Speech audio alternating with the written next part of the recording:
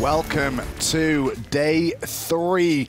4 more sets to bring you today. Maximum of 6 points for each team is available, and that basically means every single team still has a shot. Joining me for the analyst desk at the start today is going to be Taco once more, and Dardez as well. Taco, first of all, obviously with the days so far, these are the standings. How are you guys feeling on Dignitas? I think the team is still going to be pretty confident coming into day 3. I mean, there's no reason for them not to be. There's still, honestly, a really good chance for them to be able to make it through. Ideally, we're looking for some 2-0s today and some clean gameplay, but for the most part, it's possible. For me, this is eLevate's day, right? They have improved steadily day 1. Game 1 against Orbit, it was a very shaky thing, and they even said themselves that they were incredibly nervous, but we've just already seen the improvement from day 1 to day 2. And now in day 3, they've got both of their games against Orbit out of the way. They only have to face Sanguine and Dignitas, who I think have proven to be the weaker of the teams here. And the thing is here, eLevate have both their games at the start here. If they do 2-0 both of these teams, that'll put them on 10 points.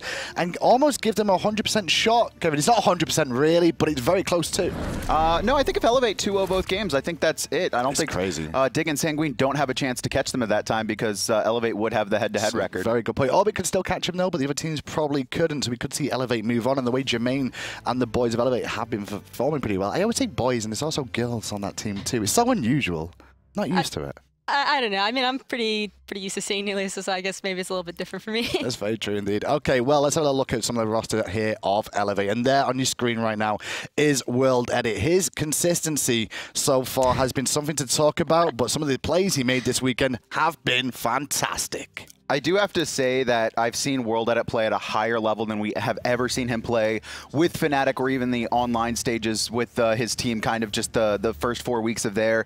Now, he is still a little bit inconsistent, but he is a phenomenal player, and he's been showing up for eLevate this LAN. Jeffy's always been this rank troll. He's always been a rank troll, so... He's Scottish, so he's like inherently a troll. But yeah, he's a solid jungler. I think he's landed well with his new team, and I wish the best for him with kind of how Fnatic performed. I felt like he was kind of the scapegoat for that, and I think he's been doing well with his new team. He's underestimated, I think, and he needs to find his own playstyle with us. In my opinion, one of the better junglers in EU as well. I mean, that's why he picked him up. His mechanics are like insane. I mean, I'm always surprised when we scrim.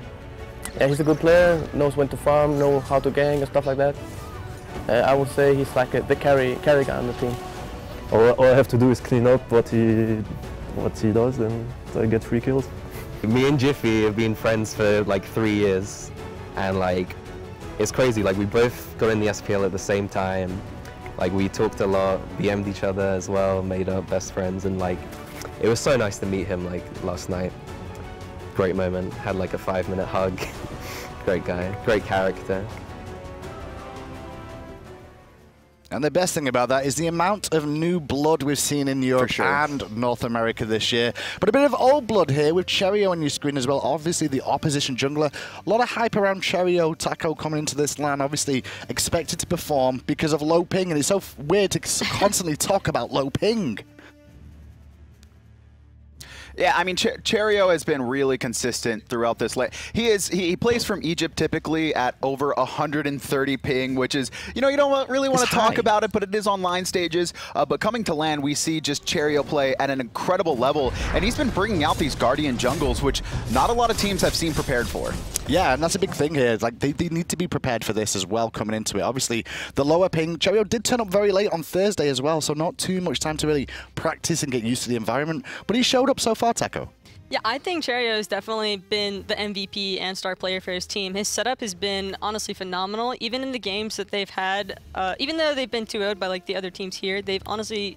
He's been a huge factor as far as the carry potential in his team. Well, also, I don't know as well, with this team of of Sanguine here as well, other than Cherryo, who else has really shined to you this weekend? I mean, Cherryo's the primary one, but I think it's kind of been the whole team turning up. Nika has had some solid performances.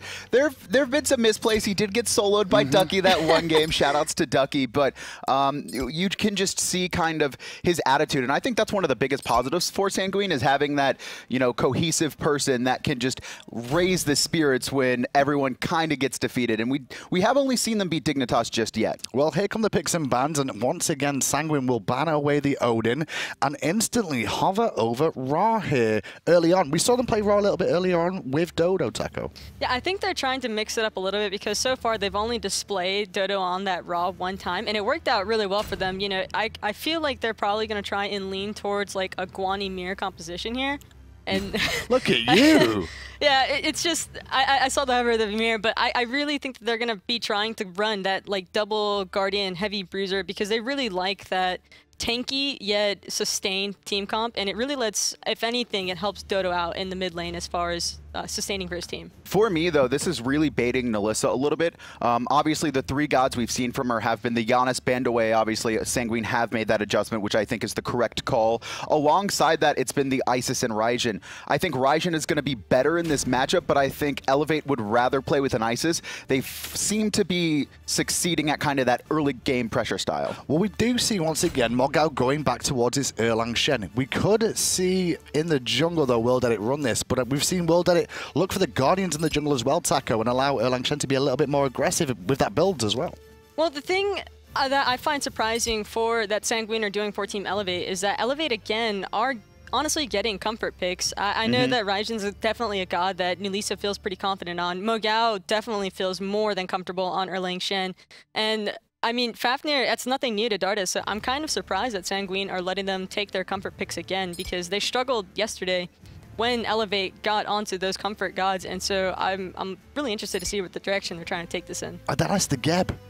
What's that about? It's very early in the draft to be drafting that, giving away that Ymir is definitely going into a role unnatural to support. Now here's the big thing is definitely what early pressure are Sanguine going to have. They've picked up the Raw, they're going to have the Ymir in jungle, but the Geb really struggles in the laning phase. Also, just like a Ymir can get picked off fairly easily, and eLevate have a composition that is great for picking off supports. Now the Erlang Shen is in solo, we're not going to see it in jungle more than likely, that's a MoGoW god, but still there's a lot of chain CC, and Raijin, once he gets penetration online in the early game, shreds through supports. All it takes is a single taunt, and then you just max out that one, or max out the max damage on the rest of the ult. Now Taco as well, with the Anhur being drafted here for them, the dual lane going to be Geb and Anhur up against what looks like will be the Rama and the Fafnir as well. You said earlier on, obviously, Rama's matchup against Anhur. Anhur's pretty dominant in the early stages. I would definitely say that Anhur, as far as the lane matchup goes, he definitely gets the lane pressure, but the concern here would be the fact that he does have a Geb with him. I think Ram, Fafnir, dual lane would honestly have the better clear, and they should have the early pressure, even though in the 1v1 matchup, Anhur does win that in the early stages of the game. But as far as the mid to late is concerned, and the way that Jermain's been playing so far, I definitely think that that's something for Arkkyl to be worried about. That should Sanguine be a little bit worried here. They've got Amaterasu on the squad too. It looks a little bit lacking in sustained damage. It's less sustained damage and more about the fact that they're going to have a really rough time in the early game until the Raw, Ymir, Geb come online. The Guardians, I think, are going to struggle against this high-pressure comp that eLevate have drafted. It's a very good point. It's a very, like, Sanguine have drafted a comp that's going to go to the later stages and want to fight as a team here with the sustain and the front line that they've got for them. Money. Who's your money on, Taco? Who do you want your money to be on, first of all? And who do you reckon it is after picks and bans? I'd honestly have to pull for eLevate here. This is an eLevate game. eLevate for both the analysts here. Well, let's find out what the casters have to say as they bring us game one. F-Dot and Tolly, take it away. Thanks a lot, Hinderman Graham. We've got eLevate versus Sanguine. And right here, you know, I got to agree with the analysts, I think. I'm a little bit afraid of the early game prowess of the Ra Ymir versus nulisa, but I think if eLevate are able to get over that hurdle, this is going to be eLevate all the way. I still think Sanguine, though, they have a good late game composition between the Geb shield, keeping them alive for a long time, Amaterasu's aura, you have to always worry about that, and the sustain between this Ra right now is just going to be very difficult for eLevate. If they don't find the early pick in these team fights, then Sanguine is just going to drag it on for so long that they're going to eventually just win out.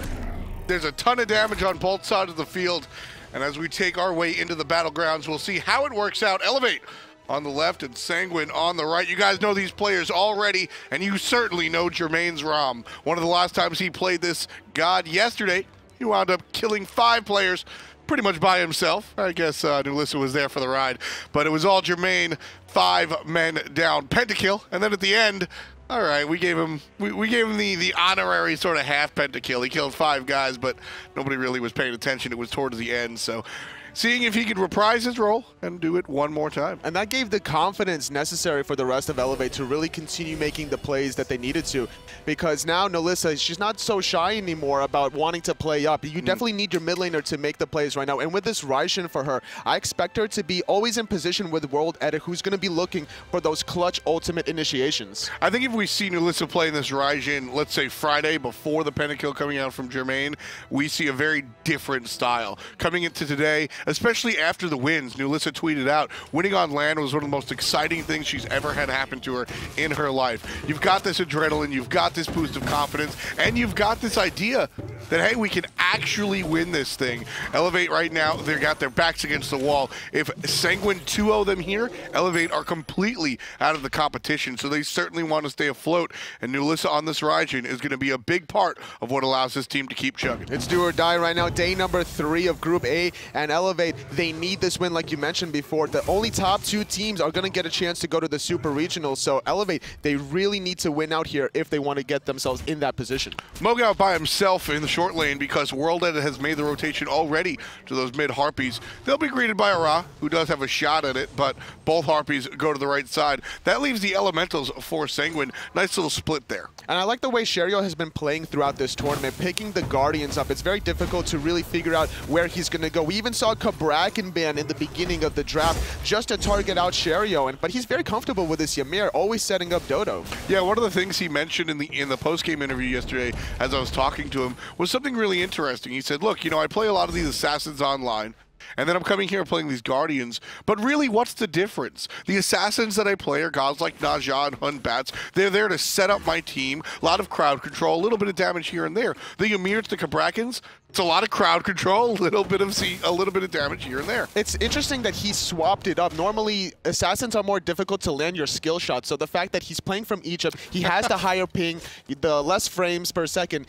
and he's playing these higher skill cap gods online. But now he switches it up on land to a Guardian role. Yet again, just playing on hard mode and then just confusing everybody on the enemy team. Yeah, it's a little bit backwards. In order to find those long-range Naja ults, which Cherryo does online, you've got to really thread the needle and have precise precision. And then when it comes down to Ymir, I mean, freeze breath is the size of the whole damn lane. So, kind of funny how we see that turnaround. But either way, we'll see the first back of the game. nulisa hitting level 5, grabbing the ultimate, and heading back to base. That'll allow her to go ahead and finish up those boots.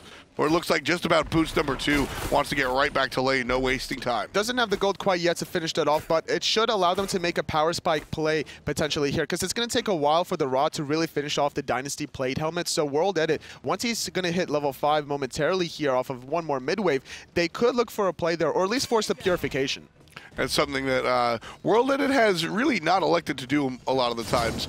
He goes straight for the kills when it comes just to dropping the ultimate to burn the purification. Not something we really see too often out of WorldEdit, but everything changes, like you said, with respect to Cherryo. And here, just going right for the play. TheDarkDodo gets banged out. There he is on the right-hand side, and Cherryo is going to respond with a little bit of a freeze of his own. So right as I go into the conversation about WorldEdit not really looking to burn the beads, it's exactly what he does. But Nika's on the backhand side with a nice rotation. That should be first blood onto WorldEdit. He has nowhere to go. The jump is down, credited with Nika.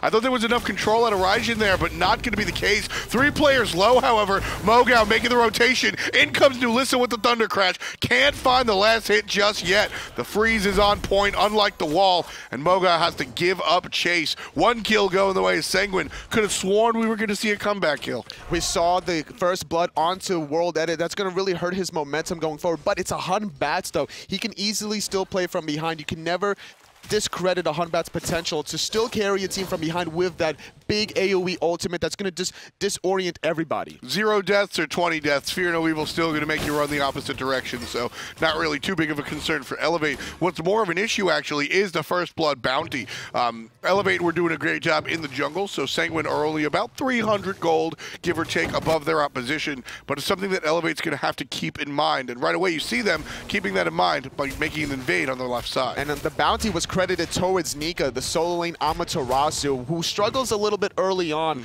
He's more of a mid to late game god, so the fact that he gets this bounty, he should be good enough to box one-on-one against MoGoW, playing the very aggressive Erlang Shen.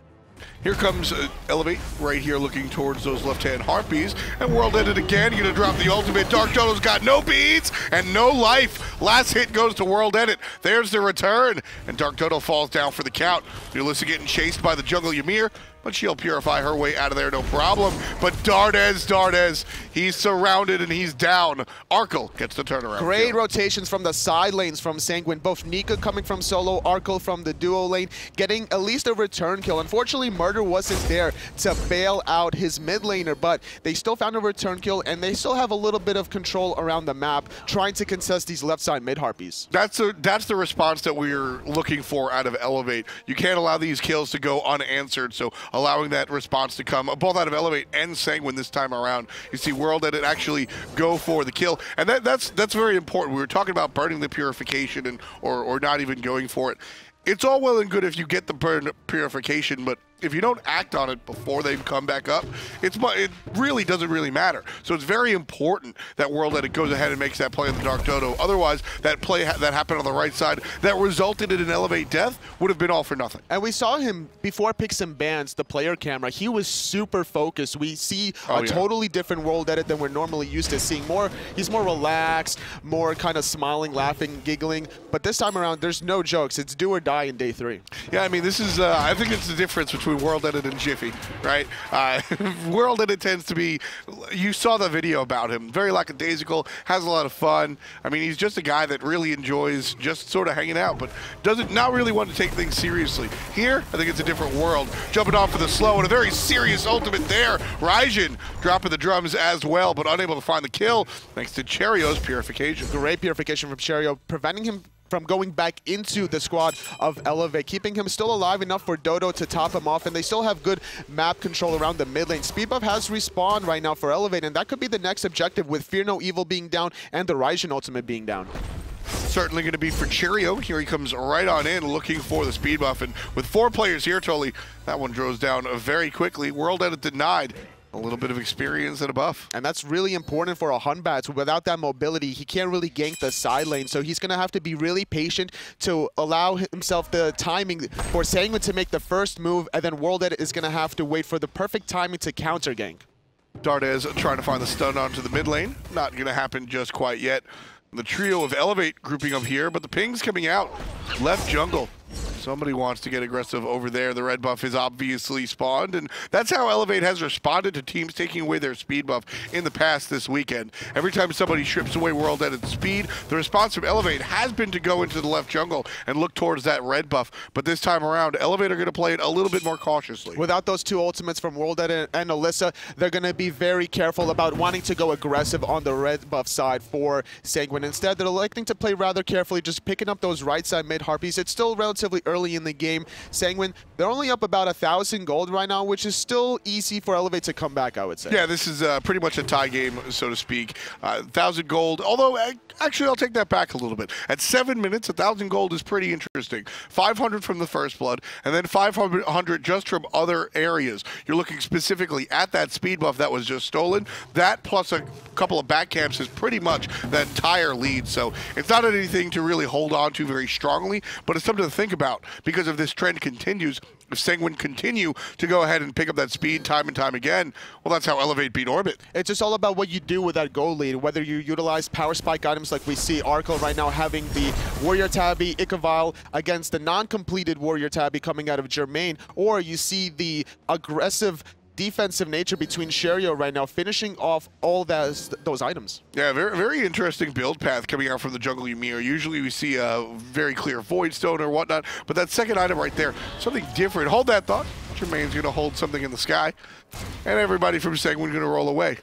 It's going to be another aggressive counter-engage coming from eLevate, though. They want something. They're going to use WorldEdit's ultimate, but no follow-up. nulisa was just not in position. And now, yet again, Dodo just dropping the heal around the Gold Fury. Everybody from Sanguine is going to benefit from that and then just reset. That was a missed punish right there, flat out. Sanguine were very deep in eLevate's jungle, looking to burn Jermain's ultimate. No real punish. And all that happens, beautiful play, is all the result of Cherryo just walking up and freezing people. And the question is, what is Sanguine going to do now with this gold lead? Are they going to drop some more sentries to continue onto this aggressive side? They already have one into Gold Fury, but a nice regular wards coming out of eLevate that's not getting spotted by the sentry ward. One right on top of one right underneath. It still gives them the amount of vision control they really need to make sure that Sanguine don't sneak this Gold Fury. Exactly. You won't see the players on Gold Fury itself, but the entrance and exit to the objective is covered. So that's all you really need sometimes. And yet again, Sanguine going for a second objective steal on the speed buff. WorldEdit not in position right now. nulisa neither. They know that it's happening though, but they can't really respond with anything unless they wanted to go for a really sneaky Gold Fury, but it's too early, I would say. You know, it's interesting, totally. A lot of times when you see teams completely relinquish control of the jungle, it's because of a large experience lead. We don't see that. Why is eLevate just allowing Sanguine to walk into their jungle and take their stuff? Well, yet again, WorldEdit Ultimate was down for the second time in a row during the speed buff respawn, so if he's going to want to defend it, he needs this ultimate. It just now came back up, so now it's going to allow Cherryo to get his own speed buff. Dodo credited with a speed buff of his own, so it's going to be more difficult for nulisa and WorldEdit to really lock down this Ra in mid. We'll get a little bit of farm for eLevate on the right-hand side, but left side, Jermain seems to get the run of the lane here, just pushing up as far as his heart's desire. He needs to be careful, though, because the Geb could potentially really lock him down, force an early purification, which would then allow Arkkyl to look for the one-on-one play. And boxing against an Anhur in the mid-game is very scary if you don't have one of these cooldowns, whether it's your ultimate or the purification or both. Right now, Jermain does have both. I think he's willing to take the fight. You can see also a large grouping of eLevate on the left side, looking for the Gold Fury. The two players from Sanguine's duo lane are aware of it, and in fact, they're going to get snuck on and surprised. Players are just hiding around the corner, and Sanguine just barely get away. If they took one or two more steps, totally, that was lunch and dinner. They don't take the bait, and Cherryo was on the right-hand side stealing the blue buff, but now he's in mid, caught in an awkward position, 1-on-3. Hey, why don't people pick Ymir? Because he's just not mobile. Stuck there in the mid lane. Dardez gets credit for it, but Dodo answers right on back. WorldEdit goes down for the count with a nice snipe coming out of the mid lane. I don't know if you can call that a snipe. It's more just a point-blank Barrett shot. You said it was just a Ymir, but it's a Ymir with a Geb that's able to shield him for so long. Despite he's so immobile, he has the extra tankiness. He's already naturally tanky enough as it is. Going for that Celestial Legion helmet, finishing off the Void Stone, and with the Geb shield, it took so long to kill Cherryo that the snipe finally connected onto WorldEdit, and they traded jungle for jungle. If that Geb shield isn't there to cleanse Cherryo, I don't think we even see Dodo find the kill there with the ultimate. Very important, and that's why we see the Geb choice. Geb is, I mean, spicy is really, Geb is as bland as they come, right? But he's unpopular. We don't see him that often. But it's very important to pair this Geb with the Ymir, because Ymir is one of the most immobile gods. And you combine that with the shield, you get to cleanse him just a little bit. And sometimes all you need is just a little bit. And that's what allowed Dodo to find the kill. The problem with Geb sometimes is you rely sometimes on the blink initiation to get the right positioning for your ultimate, unless you're just going to roll in, which is very easy to kind of play around against. And without having a teamfight relic by having blink offensively, the enemy team now might have shell sprint, shell meditation, or sprint meditation, so they'll have that one important teamfight relic over you. Another initiation on the left-hand side. WorldEdit drops the ultimate, but players from eLevate a little bit afraid to go ahead and march all the way up. You can see the rotation out of mid lane already there. nulisa with the quick call, and she doesn't even join the party, understanding that the rotation is going to be enough to deter eLevate from going too hard. Instead, both jungle buffs will be cleared. Nika trying to get speed on his own. MoGoW's here to try and stop that. It's going to be speed buff probably going in the way of Nika, I would say there. This at least the third time contested. Not much mana on the side of MoGoW, so with blue buff respawning soon, as long as Nika can keep MoGoW in this lane and clear it out, constantly push him under the tower, he should be able to go for that next objective. But luckily for WorldEdit, he does get his speed buff finally. Yeah, it's the first time in about 4 rotations of the jungle. They spawn every 3 minutes, so yeah, it's going to be 4. And WorldEdit finally, a little bit of a speedy monkey this time around. It's been a while since we've seen WorldEdit have that speed buff, and as a jungler, ask any jungler, getting your speed buff denied is just a personal affront. And it's just so annoying, even for soul laners to get their blue buffs denied, especially if you're playing a Guardian that heavily relies on the mana. And yet again, MoGoW still boxing so aggressive ever since he started playing Smite. He just continues this trend. Despite having no mana, he just constantly wants to look for poke. Yeah, I mean, and that's what makes the Erlang Shen work out so well on this player, is the fact that the character wants to box, it's allowed to box. In fact, with your first ability on cooldown, if you continue to fight, it shortens the cooldown. So the character is telling you, just keep fighting, and nobody has to tell MoGoW twice to keep fighting. But now the blue buff has respawned. Nika, if he really wants to, he could contest this out, maybe force out a teleport just for MoGoW to defend this blue buff, which would then allow Nika to make the teleport rotation around the Gold Fury. Cherryo with a nice freeze on nulisa, and she gets blown up.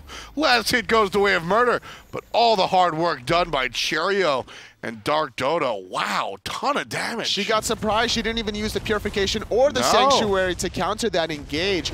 A little peekaboo, and in mid lane trying to keep the tower alive for as long as possible. WorldEdit's going to pop the ultimate, but 4 members from Sanguine should be able to secure another kill maybe. And the mid lane tower going to be here, and a wonderful, I love the way that Sanguine has been handling this tower aggression. They come in, and Cherryo wants to get the freeze, but understanding that if he starts tanking the tower, he's going to be an easy target for eLevate to take care of. So what happens is Murrdurr comes in and drops the knockup first, allowing the tower to target him, so that when Ymir goes in for the freeze, Cherryo's not the target, and he can get away safely. It seems that Sanguine, though, they're trying to go for the Gold Fury. nulisa has just respawned, so she's not going to get in position, and just like that, cleaned up 15 minutes. Jermain not quite in time to steal that one. Textbook Smite right there, ladies and gentlemen. eLevate go ahead and suffer a loss in the mid lane. That allows Sanguine to push up further, take out that tier 1 tower, and with that tier 1 tower gone, eLevate doesn't really have any business defending the Gold Fury, because should a fight break out, their safety net of that tower is so far away, comparatively speaking, to where Sanguine's is, that you just can't afford to really take that fight. One clean kill in the mid lane allows Sanguine to go ahead and set off a ripple of a chain of events that allows them to push themselves forward to about 2,000-3,000 gold lead. So 7.5 minutes ago, Sanguine was up about 1,000 gold off of that first blood, off of the speed buff invade, just slowly building up their lead. And then, like we mentioned, all it took was that one pick and those 2 objectives to now get themselves even a stronger footing. And as the game progresses right now, I'm really worried about eLevate, because it's going to be so difficult to lock down any member from Sanguine just because of how naturally tanky they are, their itemization, as well as this Geb shield that's going to keep everybody alive. I'm still surprised about the damage that Raijin took, honestly. So much coming out of it. And that's the beauty of the passive of the Ymir. He's able to put out a little bit more damage with a basic attack, and then, of course, combining the Ice Carpet, which early does a lot, plus the damage from Dodo. Well, the problem is nulisa's build right now is very squishy right now. Going for Doom Orb, going for the Divine Ruin, doesn't have Warlock Sash, doesn't have the physical defense. MoGoW's going to sprint away. He should be fine. Nobody really close enough to follow up. But he's going to still try to bait and take this tower for the rest of his teammates. Yeah, here's 4 players, however, in Sanguine jerseys. MoGoW in a little bit of trouble. Stun, stun, stun, stun! There was 3 on top of 1, and Cherryo gets the last hit. MoGoW had no chance to survive. Make his time. Right-hand side, tower being aggressed on now. Sanguine tried to get 1 pick in the mid lane and take out a tower. Can they do the same on the right side of the map? But that was 3 ultimates used just to pick off MoGoW. WorldEdit's waiting on the side, trying to go in, but it looks like they're just going to concede this tier 1 tower instead of trying to defend it. There's a lot of ultimates down for Sanguine, and eLevate have yet to respond. Look at the response from eLevate with Cherryo. Cherryo is basically playing with a giant bubble in the front of him, understanding where that cone for the freeze is. Nobody wants to come anywhere near it. If Cherryo pushes up, eLevate are forced to walk backwards. And it's going to be Jermain forced into the ultimate. Nika has a favorable cooldown trade. Arkyl's going to get poked out a little bit, and now it's going to be Nika and Arkkyl diving Jermain. And WorldEdit, though, he's coming in the backhand side. Arkkyl trying to deal damage to Jermain, but a Sanctuary will save his life for the moment. In comes the monkey. Arkkyl gets the kill on Jermain. Wonderful basic attacks, but he might trade his life out. Dardez is here, but here comes the rest of Sanguine from one side of the map to the other, saving their teammates all across the way. nulisa bangs the drums, but can't find a kill just yet. MoGoW's back, and it looks like he's going to suffer a death. Arkyl's low, however. Dodo takes care of one. Arkkyl takes care of another right before he dies, and the heal from Dodo is good enough. Sanguine pushing up on eLevate's tier 2, and the tier 1 still stands. Nobody can take this badge. That was a perfect Cataclysm knockup by Murrdurr, keeping his teammates alive. Unfortunately, eLevate, they were on different targets. nulisa was on Nika, and then everybody else was on Arkkyl trying to go for that kill. So they need more cohesive target calling for eLevate to lock these people down, because if they don't find the pick, Dodo is going to top everybody off, and then the objectives are going to slowly fade away in Sanguine's favor. Split DPS has torn many groups apart in many different styles of games, and this game is no different. different. DarkDodo with that heal, like you mentioned. You can't allow these players to sit there and just get healed up. Throughout this course of the game, 12,500 healing. Players have about 2,000 health, give or take how tanky their build is. And when you look at what's going on here with the DarkDodo, he saved essentially 6 separate lives because eLevate aren't targeting a single player. MoGoW's got a pin, WorldEdit has a beautiful ultimate, and nulisa can control pretty much whoever she wants. Everybody's got to focus on one player, and if they delete one and give themselves a number advantage, eLevate can fight into this. Right now, it's Sanguine up to 8,000 gold. eLevate are going to have some trouble next time around. And it's more about their relic usages for Sanguine, just perfectly well-timed sanctuaries. And because of how tanky Sanguine is, look at the relic choice for Dardez. He went for the Sunder on a Guardian, trying to lock down any target that they go on. So I expect this next team fight, eLevate, they need to switch things up and go on whoever they see first. Listen, Sunder gets a very bad rap, and I think it has to do with a certain 1-minute game that we saw earlier on in the season.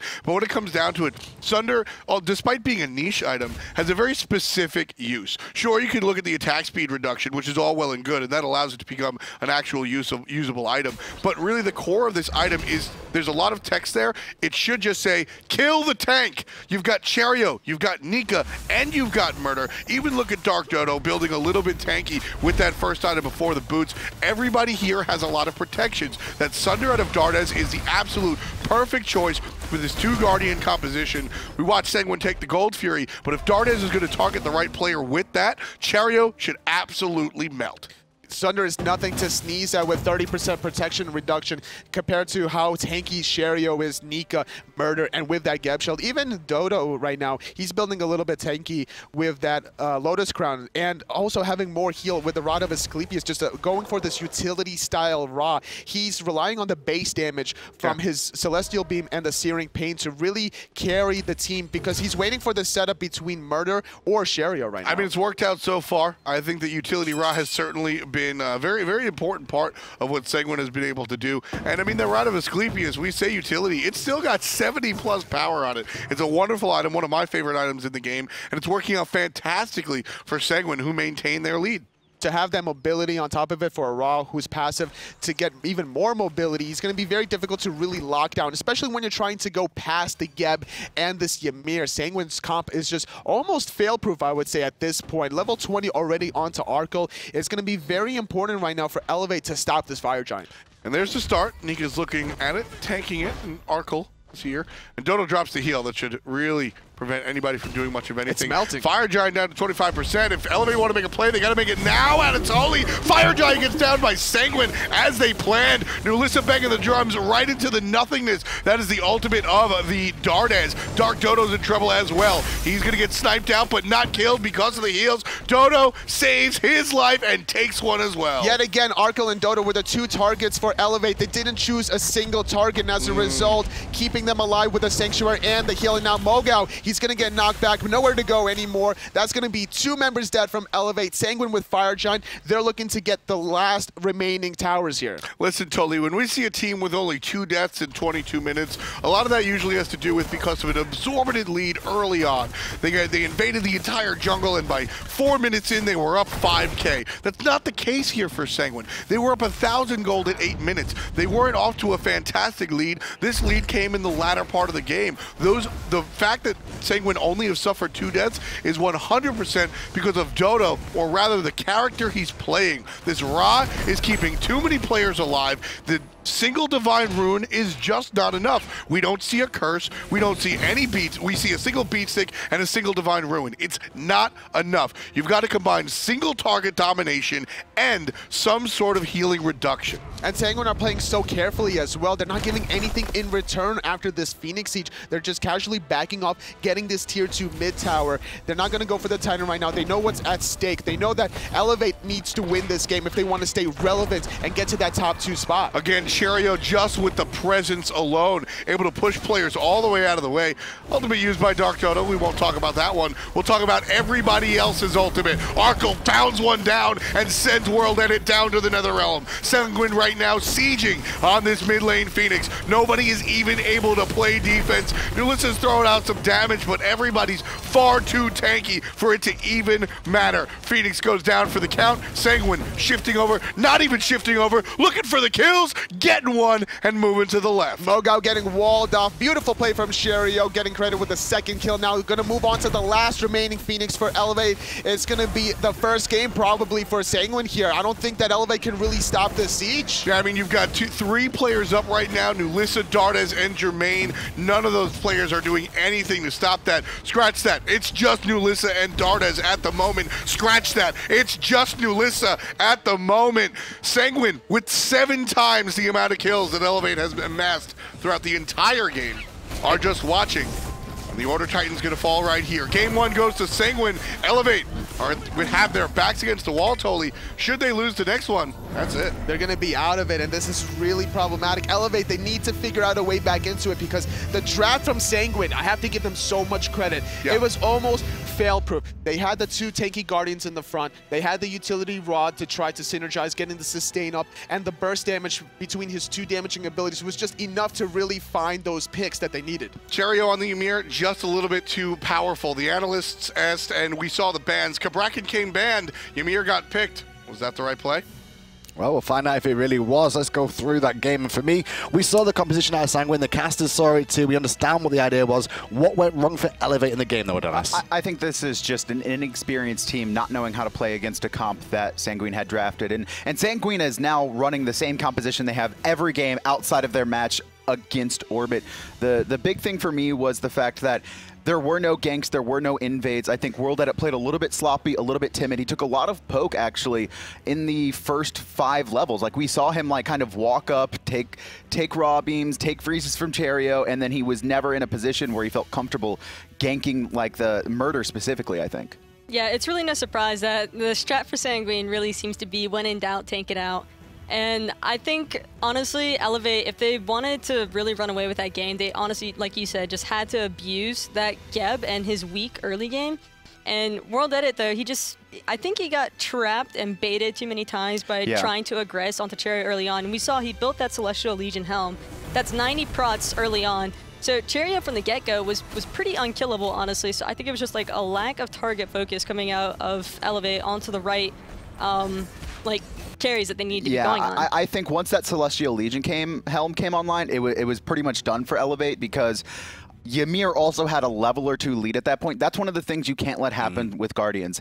If they can get ahead in experience, they are impossible to kill because you don't have the right penetration online, and their base ability damage, especially a god like Ymir who hits really hard in the early and mid game, is going to be outputting equal damage to yours. Now we're discussing the fact of the sustain, so the damage and Guardian protection that they've got on this squad. The difference is the sustain that came through as well. This Raw put out over 17,000 heal in that game. The top damage dealer, nulisa, was only doing around 14,000. Should there have been more anti-heal? It wasn't even the fact that the Raw was healing so. I mean, they were doing more damage. You looked at the damage charts at the end, like eLevate was top of it, I think, most of their players. The issue comes, and even map control here at the beginning, like they were doing a good job, but the issue is they weren't able to abuse it enough. Do you think healing was an issue, Taco? Should they be looking to take away the Raw or have something to deal with it? I definitely think that more than anything, this double Guardian, the tanky front line, and the setup for Dodo has been honestly lethal and an excellent strat for Sanguine. I mean, it's obviously been working pretty well for them for the fact that they would come back after losing the set to eLevate yesterday, and here they are taking a game off of them, doing something